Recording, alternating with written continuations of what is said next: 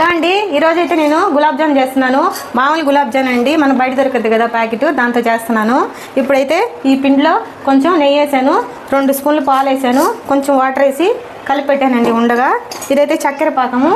ఇప్పుడు దీన్ని రౌండ్లు చుట్టి ఆయిల్లో వేసి మనం పాకంలో వేసుకుందామండి. దీన్ని అయితే బాగా కలిపెట్టాను. ఇప్పుడు ఉండలు చుడదాము. ఉండలు అయితే చేసేసాను. ఇప్పుడు ఆయిల్ వేడికింది, ఆయిల్లో వేస్తాను. ఎక్కువ హీట్ పెట్టకూడదు, ఆయిల్ కొంచెం మంట తగ్గించుకుంటే మనకు లోపల బాగా ఉడకతాయి.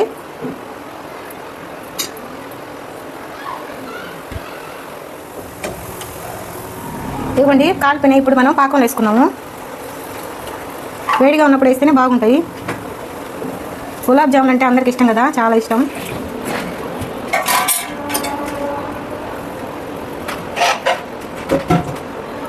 ఇదిగోండి మన గులాబ్ జామ్ రెడీ అయిపోయింది. చాలా అంటే చాలా బాగుంటుంది. చూడండి కాలిపోతుందండి, చాలా బాగుందండి, సూపర్గా ఉంది.